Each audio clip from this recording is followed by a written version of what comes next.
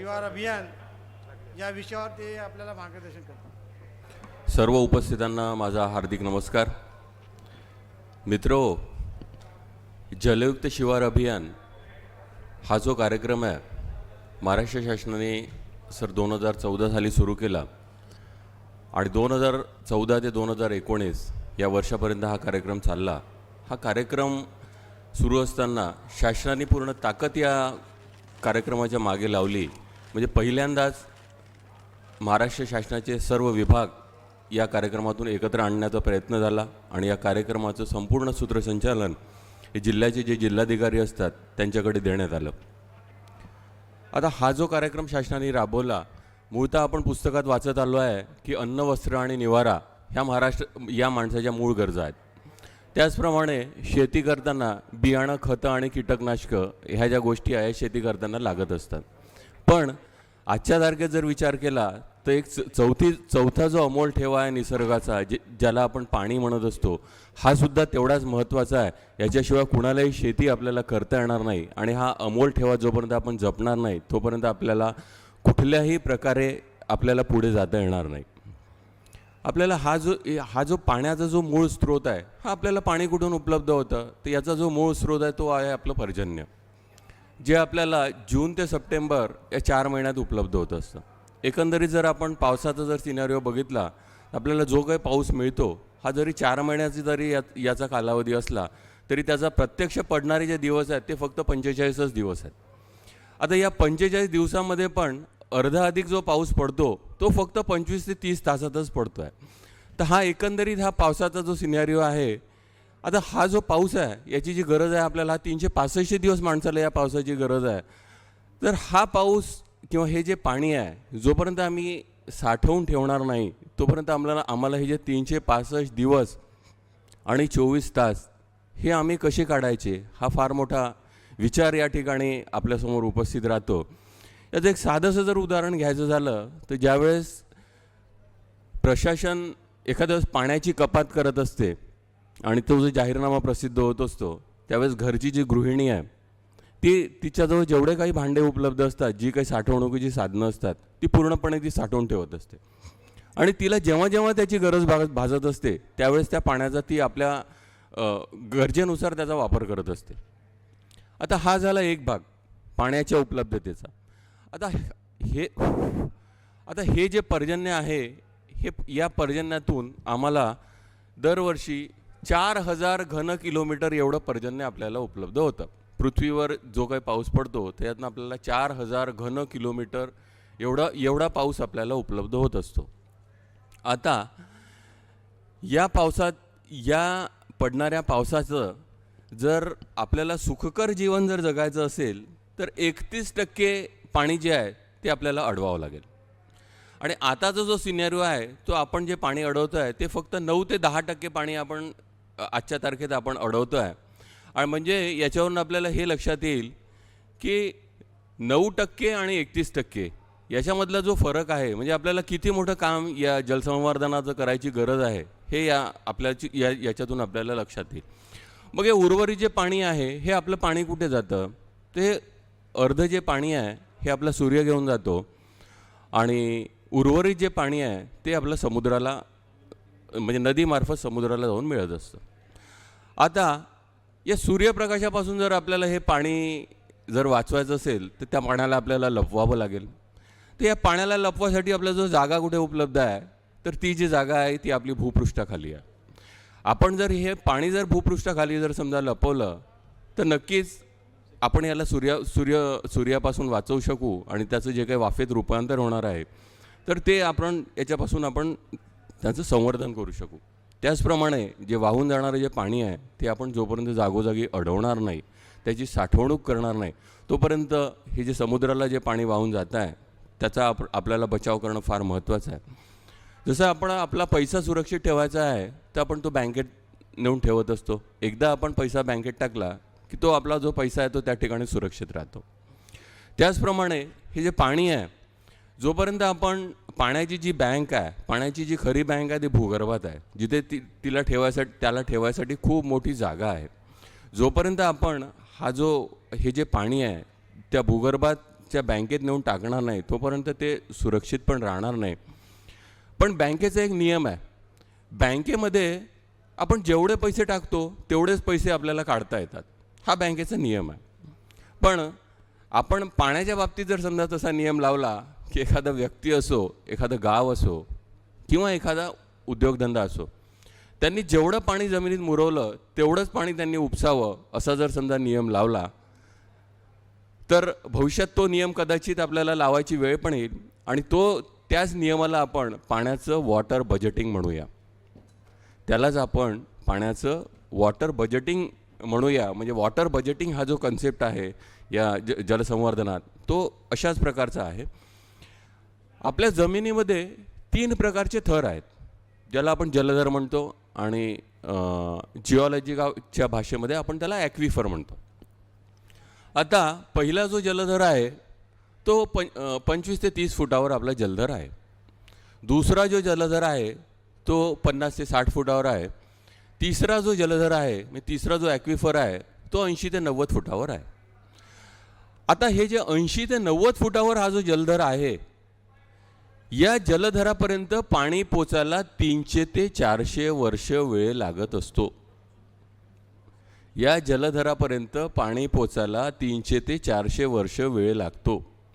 म्हणजे आपण आजच्या घडीला आपण जे पाण्याचा अमाप उपसा जो करतो आहे, 300 फूट, 400 फूट, 500 फूट, 700 फूट आणि त्याही उपर जाऊन जो उपसा करतो आहे, तर तिथपर्यंत पाणी पोचायला कदाचित हजारो वर्ष पण लागतात. आणि ते पाणी आपण पृथ्वीच्या पोटातून आपलं स्वतःचं पोट भरायसाठी बेसुमारपणे त्याचा आपण या ठिकाणी उपसा करतो आहे.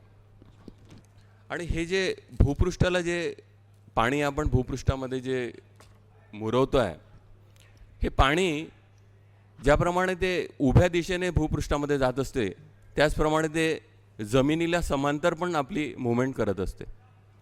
तर याचा जो जमिनीला समांतर दिशेने ज्यावेळेस पाणी वाहत असते तर त्याचा जो वेग असतो ते एका वर्षाला 1 मीटर आपली मूव्हमेंट करतं. म्हणजे दरवर्षी ते 1 मीटर पुढे जात असतं. आणि ज्यावेळेस ही जी मूव्हमेंट आहे ही सतत सुरू असते त्यावेळेस हे पाणी शेवटी जाऊन नदीला मिळत असतं.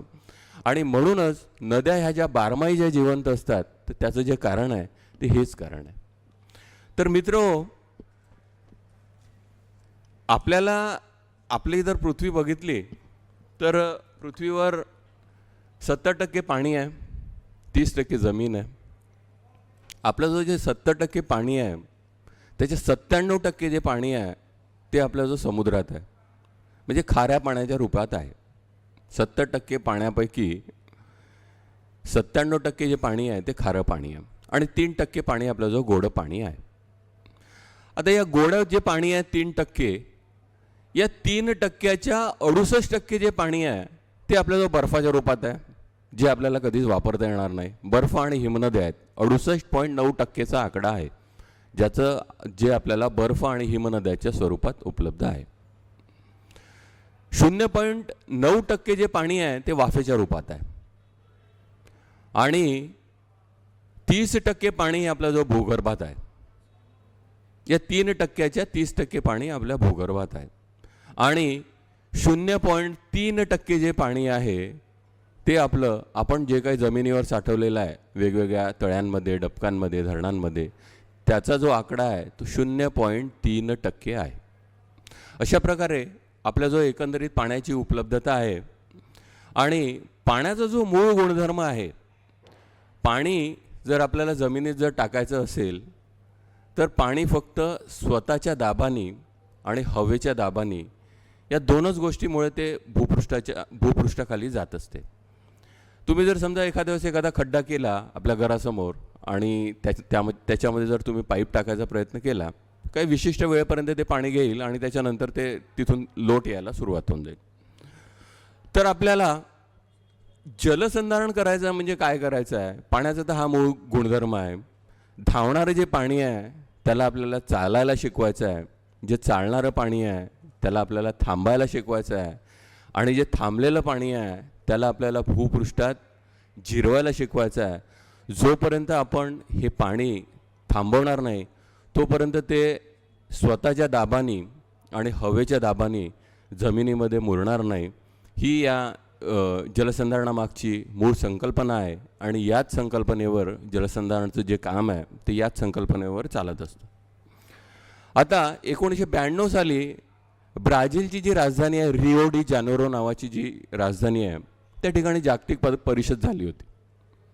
तर त्या जागतिक परिषदेमध्ये एक असा ठराव घेण्यात आला, म्हणजे त्या जागतिक परिषदेमध्ये असं चिंतन झालं की पाणी ही खरोखरच दुर्मिळ वस्तू आहे आणि त्या पाण्याचं संवर्धन आणि त्याची जपणूक हे सगळे देशांनी करणे ही त्यांची प्राथमिक जबाबदारी आहे, असा एक त्या ठिकाणी ठराव 1992 साली ब्राझीलमध्ये संमत झाला होता. म्हणजे त्यावेळेस सगळ्या देशांना चाहूल लागली होती की बा पाण्याचं खरोखर भविष्यात दुर्भिक्ष जाणवणार आहे आणि त्या दृष्टीने सगळ्या राष्ट्रांना काम करायची गरज आहे. 2009 साली मालदीव नावाचा जो छोटासा देश आहे, या देशाने आपल्या मंत्रिमंडळाची जी बैठक आहे ती 20 फूट खोल समुद्राच्या खाली घेतली होती. मालदीव हे तसंही बेट आहे, तिथे समुद्राच्या बेटावरच वसलेलं ते राष्ट्र आहे.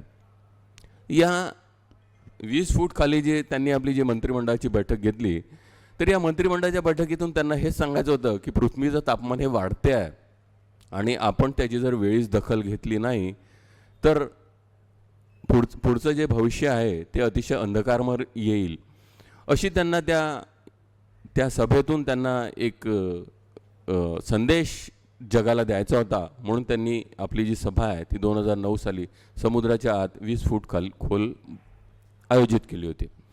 एक 5-7 वर्षाच्या आधी टाइम्स ऑफ इंडियामध्ये एक मोठी बातमी आली होती. म्हणजे एक चित्र आलं होतं की ते चेन्नईच्या आजूबाजूचं चित्र होतं आणि तिथले जे शेतकरी आहे ते अर्धनग्न अवस्थेत काही निदर्शनं करून राहिले आहेत. एकंदरीत ज्या 18 राज्याची पाण्याची पातळी तपासल्या गेली तर त्याच्यात तामिळनाडू राज्याची जी पाण्याची पातळी आहे ती एकदम खाली गेलेली आहे.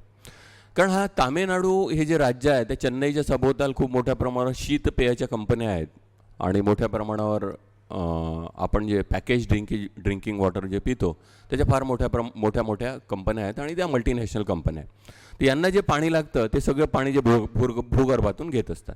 त्यांनी मोठ्या प्रमाणावर पाण्याचा उपसा केल्यामुळे तिथली जी वॉटर लेवल जी आहे ती फार खाली चालली गेलेली आहे. म्हणजे हे तामिळनाडू राज्याबाबत सिद्ध झालेलं आहे. म्हणून त्यांनी तो जो आंदोलन केलं होतं ते त्यामुळेच केलं होतं. 1-2 वर्षाच्या आधी मी नागपूर टू काटोल प्रवास केला होता. तर काटोल तालुका तुम्हाला सगळ्यांना माहीत आहे. काटोल आणि नरखेड फार मोठ्या प्रमाणावर संत्र्याच्या बागा या ठिकाणी आहेत आणि मोठ्या प्रमाणावर पाण्याचा या ठिकाणी उपसा केला जातो. सुरुवातीला मी 2010 ते 2018पर्यंत रोज काटोलला जायचो. तोच माझा नेहमीचा रस्ता होता आणि रोज त्या रस्त्याने मी काटोलला जायचो. त्यानंतर माझा 2-1 वर्ष गॅप पडली आणि मी 1-2 वर्षानंतर जेव्हा काटोलला गेलो तो जून महिना होता. तर मी जेव्हा बघत होतो आजूबाजूला तर बरेचसे झाडं जूनच्या पहिल्या आठवड्यात मला वाळलेले दिसले. मला फार दुःख झालं की बा संत्रा बागेतले झाडं वाळलेले दिसले तर ते मी मान्य करेल की त्यावेळेस ताण दिला जातो. पण जंगलातले झाडं ज्यावेळेस मला वाळलेले दिसले तर मी म्हणजे थोडा खाली उतरलो आणि मी थोडासा इकडे तिकडे बघायचा प्रयत्न केला. 2-3 ठिकाणी बघितलं. मूळ कसं आहे की काटोल आणि नरखेड तालुक्यात फार मोठ्या प्रमाणावर पाण्याचा उपसा केला जातो आणि फार मोठ्या प्रमाणावर जे बोर आहे त्याची जी डेप्थ आहे फार खोलीत जाऊन तिथून पाण्याचा उपसा केला जातो. ॲक्च्युली झाडाचा जो आजूबाजूचा जो सभोवतालचा जो परिसर आहे त्याच्यामध्ये 50% माती आहे, 25% हवा आहे आणि 25% पाणी आहे. आपण जेव्हा त्या परिसरामध्ये असा ज्यावेळेस बोर करत असतो त्यावेळेस हे जे झाडाच्या सभोवतालचं जे पाणी आहे ते ड्रास्टिकरित्या त्या बोरमध्ये चाललं जाते. कारण त्याची जी खोली आहे ती मोठी असते आणि ती जी जागा आहे म्हणजे ते झाडाच्या सभोवतालचं जे 25% जे पाणी आहे तिथे पोकळी निर्माण होते आणि त्या पोकळीमध्ये गरम हवा शिरते आणि ज्यावेळेस ती गरम हवा त्या पोकळीमध्ये शिरते त्यावेळेस ते झाड जे आहे ते ऑटोमॅटिकली वाळत असते. त्यामुळे जेवढे काही म्हणजे बोरधारक जेवढे आहेत जोपर्यंत ते म्हणजे बऱ्याचदा आता दरवर्षी ज्यावेळेस उन्हाळा येतो बोरचं फ्लशिंग करणे, बोरची दुरुस्ती करणे आणि बोरबाबत ज्या काही विविध उपाययोजना बाजारात उपलब्ध आहेत त्या बोर करणाऱ्या लोकांकडे त्या उपाययोजना दरवर्षी उन्हाळ्यात केल्या जातात. मूळ मुद्दा असा आहे की आपण बोर जरी करत असलो आपल्या बागेसाठी प्रत्येकाला पाणी लागते, शेतीसाठी प्रत्येकाला पाणी लागते, त्यामुळे पाण्याची उपाययोजना प्रत्येक माणसाला करावंच लागणार आहे. पण ही करत असताना आपण त्या बोरचा रिचार्ज करणं हे सुद्धा आपण तेवढंच लक्षात ठेवलं पाहिजे, जेणेकरून आपली जी बोर आहे ती वर्षोनुवर्ष चालेल. आपले जे मुलं बाळं आहेत ते सुद्धा त्या आपल्या व्यवसायावर, आपल्या शेतीवर त्यांना कायम पाणी उपलब्ध होईल. जिथे आपल्या बोरचं केसिंग आहे, लोखंडी केसिंग ज्या ठिकाणी आहे आपल्या बोरचं, त्या केसिंगला 2 मीटर उजवीकडे, 2 मीटर डावीकडे आणि 2 मीटर लांबीला आणि 2 मीटर खोलीला एक आपल्याला खड्डा करायचा आहे. आणि त्या खड्ड्यातून आपलं जे लोखंडी केसिंग आहे त्याला प्लंबरच्या हाताने आपल्याला छिद्र करायचे आहेत. छिद्र करायचे आहेत म्हणजे कसं करायचं आहे की प्लंबर येऊन गोल छिद्र करून देतो. कदाचित इकडे नागपूर जिल्ह्यामध्ये तो परफोरेटेड जो पाईप असतो काही लोकांना माहीत असेल.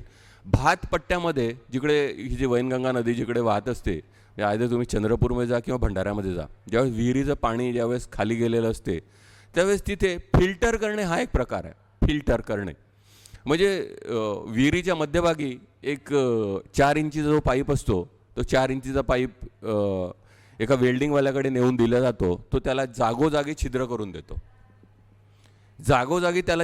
देतो आणि तो जो पाईप आहे एका विशिष्ट पद्धतीने ते लोक त्या विहिरीच्या मध्यभागी तो पाईप एका प्रेशरनी असं दाबून तो आतमध्ये टाकला जातो आणि त्याला असं पाण्याने कसलं जाते. एक अघोरी टाईपचा प्रकार आहे तो, पण तो फिल्टर करणे हा म्हणजे ज्याच्या विहिरीला पाणी राहत नाही ते लोक फिल्टर करतात.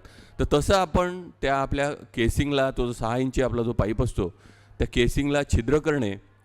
आणि हा जो खड्डा आहे या खड्ड्याला सगळ्यात आधी मोठे दगड, त्याच्यानंतर मोठ्या 40 mm ची गिट्टी, त्याच्यानंतर 20 mm ची गिट्टी आणि त्याच्यानंतर रेतीतनं निघालेले कंकर आणि त्याच्यावर रेती, अशा पद्धतीने तो खड्डा बुजवणे.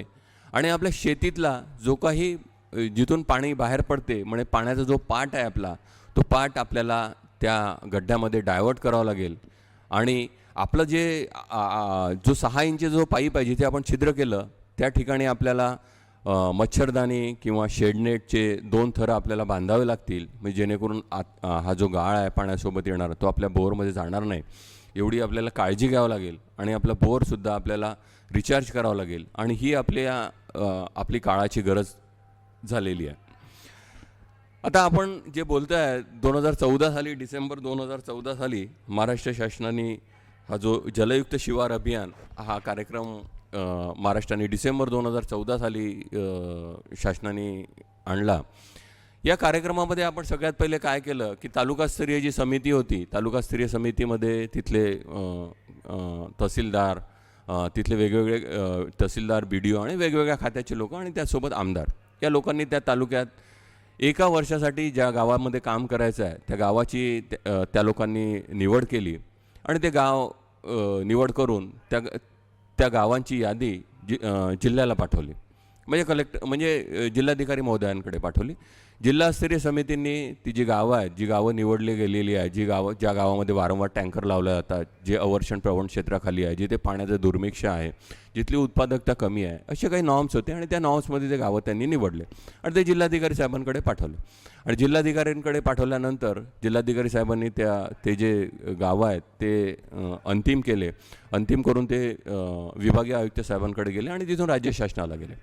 आणि ते अंतिम केल्यानंतर सर्वप्रथम सगळ्या खात्याचे जे लोक आहेत त्या लोकांनी त्या गावामध्ये शिवारफेरी काढली. शिवारफेरी काढल्यानंतर त्या गावामध्ये काय काय पाण्याचे स्रोत काय काय उपलब्ध आहेत, काय नदी आहेत, काय नाल्या आहेत, काय तिथल्या ओघळी आहेत, तिथली शेतजमीन कशी आहे, शेतजमिनीची काय नीड आहे, क्रॉपिंग पॅटर्न कसा आहे, याचा एक अभ्यास केला. आणि अभ्यास केल्यानंतर त्या गावामध्ये आता काय गरज आहे त्या गावामध्ये गावामध्ये कुठल्या प्रकारचे उपचार वेगवेगळ्या खात्याचे होऊ शकतात. म्हणजे त्या गावाचा एक प्रकल्प आराखडा तयार करण्यात आला. आणि त्या प्रकल्प आराखड्यामध्ये त्या गावामध्ये काम करणारे जेवढे काही शासकीय विभाग होते, सर्व शासकीय विभागांनी आपापल्या पद्धतीने त्यांच्या खात्याचे कुठलीही कामं त्या आराखड्यामध्ये समाविष्ट करता येतात ती सगळी कामं त्यांनी त्या आराखड्यामध्ये समाविष्ट केली. मग तो जलसंधारण विभाग असो, इरिगेशन विभाग असो, कृषी विभाग असो, फॉरेस्ट असो, सामाजिक वनीकरण असो किंवा भूजल सर्वेक्षण व विकास यंत्रणा असो, सगळ्या लोकांनी आपापले जी कामं आहेत त्या गावाच्या आराखड्यामध्ये समाविष्ट केली. त्या गावाचा एक विशिष्ट आराखडा तयार झाला. त्या आराखड्यामध्ये एक विशिष्ट रक्कम ठरवल्या गेली की या गावामध्ये काम करायसाठी एवढ्या रकमेची गरज आहे. त्या रकमेला जिल्हाधिकाऱ्यांनी मंजुरी दिली आणि त्या गावामध्ये प्रत्यक्ष काम करायला सुरुवात झाली. प्रत्येक गावाला फक्त 1च वर्षाचा कालावधी दिला होता. म्हणजे यावर्षी जे गाव त्यांनी निवडलं ते पुढच्या वर्षी राहणार नाही. म्हणजे तो एक टाईम बाउंड प्रोग्राम. आणि हा जो टाईम बाउंड प्रोग्राम होता, या टाईम बाउंड प्रोग्राममध्येच प्रत्येक खात्याला काम करायचं होतं आणि प्रत्येकाची ती रिस्पॉन्सिबिलिटी होती आणि जिल्ह्याची जी जबाबदारी होती ती सन्माननीय जिल्हाधिकारी महोदयांना दिली होती. आणि त्या योजनेचा ती एक योजना अशी होती की ज्या योजनेचा आठवड्यातून 2दा जिल्हाधिकारी महोदय ऑफलाईन आढावा घेत होते, म्हणजे आपल्या कार्यालयात बसून आढावा घेत होते. अशा पद्धतीने हा जो कार्यक्रम आहे 2014 ते 2019 या काळात राबवला गेला होता. आता हा जो कार्यक्रम होता याचं जे मुख्य उद्देश होते की जलयुक्त शिवार अभियान, मूळतः आपण जेव्हा आपलं महाराष्ट्र राज्याची निर्मिती झाली तेव्हापासूनच आपण जलसंधारणाची कामं करतो आहे. म्हणजे 1965, 68, 70, त्यानंतर 1972 साली रोजगार हमी योजना आली, त्यावेळेस पण आपण ही कामं आपण करायचो. खऱ्या अर्थानं जी सुरुवात झाली ती 1984 साली. हे सगळं करत असताना शासनाच्या असं लक्षात आलं की याच्यामध्ये फार मोठ्या प्रमाणावर काम करण्याची गरज आहे. म्हणून 2014 साली फार सगळ्या खात्यांना एकत्रितरित्या करून फार मोठ्या प्रमाणावर हे खूप मोठा उदात्त हेतू डोळ्यासमोर ठेवून हा जलयुक्त शिवार अभियान हा कार्यक्रम शासनाने हाती घेतला. त्याचा जो मूळ उद्देश होता, पावसाचे जास्तीत जास्त पाणी गावाच्या शिवारातच अडवणे, भूगर्भातील पाण्याच्या पातळीत वाढ करणे, राज्याच्या सिंचन क्षेत्रात वाढ करण्यासाठी संरक्षित पाणी व पाण्याच्या वापराच्या कार्यक्षमतेत वाढ करणे, राज्यातील सर्वांना पुरेशा प्रमाणात पाणी उपलब्ध करण्याची शाश्वतता, ग्रामीण भागातील बंद पडलेल्या पाणी पुरवठा योजनांचे पुनर्जीवीकरण करून पाणी पुरवठ्यात वाढ करणे, भूजल अधिनियम अंमलबजावणी, विकेंद्रित पाणीसाठे निर्माण करणे,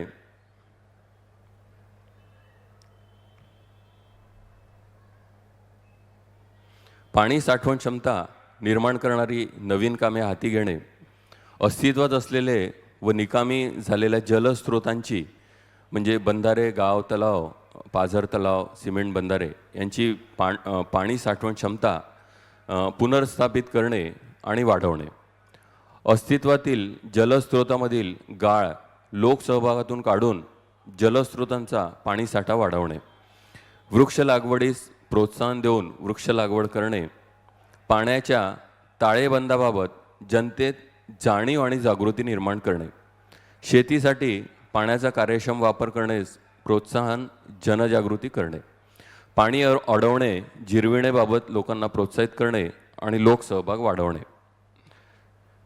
यासाठी त्या काळामध्ये वेगवेगळे शासन निर्णय त्यावेळेस काढण्यात आले. या ठिकाणी जलयुक्त शिवार अभियानांतर्गत जे काही उपचार घेण्यात आले, तर एक तर जी वाहितीखालील जमीन होती किंवा जी जमीन होती म्हणजे जे क्षेत्र होतं, तर क्षेत्रीय उपचारमध्ये 8 प्रकारचे कामं कृषी विभागामार्फत घेण्यात आले होते. आणि त्याचप्रमाणे 8 प्रकारची जी कामे आहेत ती ओघळीवर घेण्यात आली होती. तर त्यामध्ये शेत बांधबंदिस्ती, ढाळीचे बांधबंदिस्ती, मजगी म्हणजे भात काचरे जी आपण भंडारा जिल्ह्यामध्ये करत असतो, जुनी भात शेती बांध दुरुस्ती, सलग संपातळी चर म्हणजे हा जो प्रकार आहे आपण काटोल नरखेडमध्ये जे ढाळीचे व्हेरी सॉरी सलग संपाती चर म्हणजे याला आपण CCT म्हणतो, कंटिन्यूस कंटू ट्रिंचेस, जे आपण डोंगरावर करतो तो उपचाराचा हा प्रकार आहे. त्याचप्रमाणे खोल सलग संपाती चर हे सुद्धा आपण डोंगराळ भागात करत असतो. त्यानंतर शेततळे आणि जुन्या बोडीचे नूतनीकरण आणि दुरुस्ती ही जी कामं आहे आपण क्षेत्रीय उपचार या बाबीमध्ये घेतली होती. त्यानंतर ओघळीवर जी कामं आपण घेतली होती त्यामध्ये अर्धन स्ट्रक्चर, अनगड दगडाचे बांध, गॅबियन स्ट्रक्चर, मातीचे नालाबांध, सिमेंट कॉन्क्रीट नालाबांध, वळण बंधारे आणि सिमेंट नालाबांधातील गाळ काढणे आणि विहीर पुनर्भरण या प्रकारची कामं आपण या क्षेत्रोपचारामध्ये घेतली होती. यामध्ये बांध बंदिस्तीमध्ये कंपार्टमेंटल बंडिंग हा जो कार्यक्रम आहे हा आपला अश्युअर्ड रेनफॉल झोन आहे. या ठिकाणी कंपार्टमेंटल बंडिंगचं काम होत नाही. कंपार्टमेंटल बंडिंगचं काम ज्या ठिकाणी पाण्याचे दुर्भिक्ष आहे त्या ठिकाणी या कंपार्टमेंटल बंडिंगचं काम होत असतं.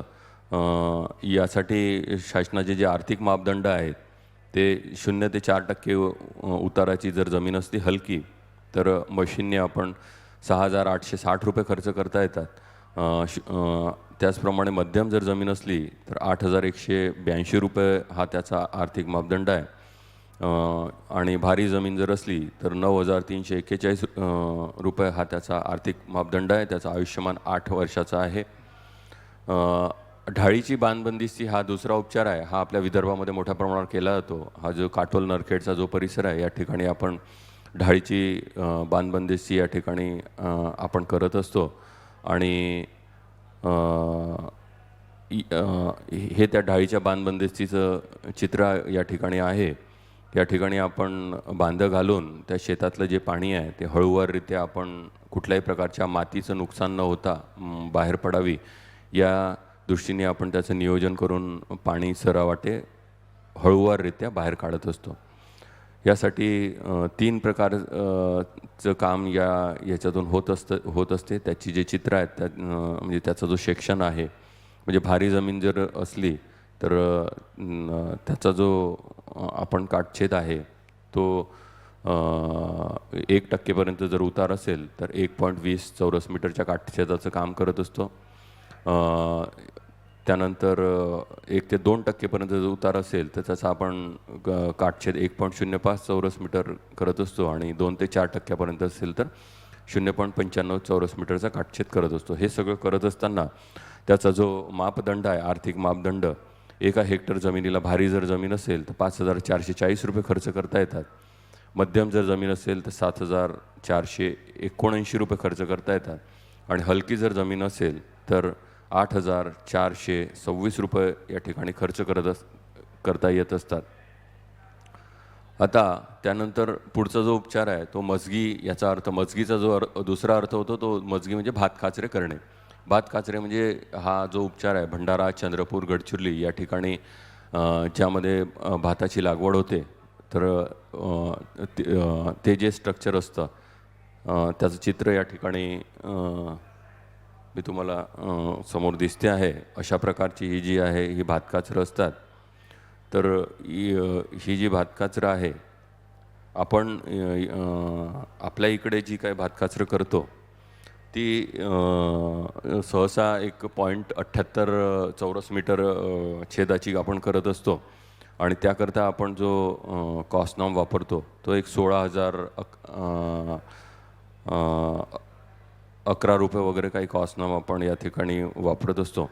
त्याचप्रमाणे आपण या ठिकाणी जुनी भात शेती जी आहे त्याचं आपण दुरुस्ती करत असतो. या ठिकाणी जे भाताचा जो आपला बांध्या आहेत ज्यावेळेस छोट्या होऊन जातात म्हणजे त्याचा जो छेद आहे तो अर्ध्यावर येऊन जातो म्हणजे 0.40च्या खाली येत असतो त्यावेळेस आपण हे भात शेतीचं पुनर्जीवन करत असतो. म्हणजे त्याचा जो मूळ छेद आहे 0.75चा तर तो आपण या 40वरून 0.75वर नेत असतो. आणि हे सगळं करत असताना आपण याचा जो मशीनच्या साहाय्याने जे आपल्याला पैसे खर्च करता येतात ज्याला आपण आर्थिक मापदंड म्हणतो ते 16,011 रुपये आहे. आणि जनजाती उपाययोजना जर डोंगराळ क्षेत्र जर असेल आपलं तर 17,450 रुपये आपण या ठिकाणी खर्च करत असतो. त्यानंतर सलग समतल चर हा जो ज्याला आपण CCT म्हणतो तर कंटिन्युअस कंटूर ट्रेंचेस हा जो उपचार आहे हा मोठ्या प्रमाणावर जिथे डोंगरी भाग आहे त्या ठिकाणी हा राबविला जातो. म्हणजे अण्णा हजारे आणि ते जे पोपटराव पवार आहेत त्यांनी जे राळेगण शिंदीमध्ये जे काम केलेलं आहे तर हे मोठ्या प्रमाणावर त्यांनी सलग समतल चराचं काम या ठिकाणी केलेलं आहे.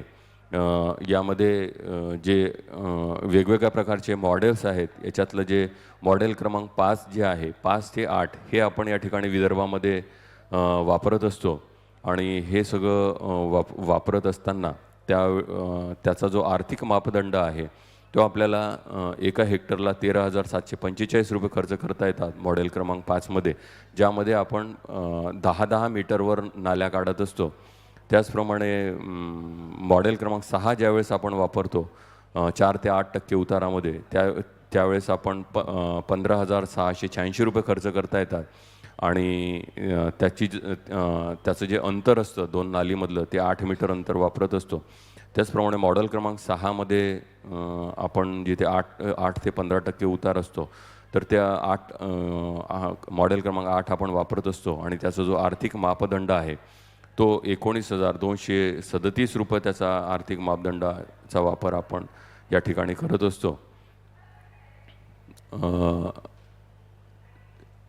त्याचप्रमाणे आपण खोल सलग संपाती चर हा सुद्धा फार इफेक्टिव्ह उपचार आपण राबवत असतो, जो मोठ्या प्रमाणावर राळेगण-शिंदीमध्ये आणि पोपटराव पवारांचं जे गाव आहे हिवरा बाजार, त्या ठिकाणी त्यांनी मोठ्या प्रमाणात श्रमदानातून खोल सलग संपाती चर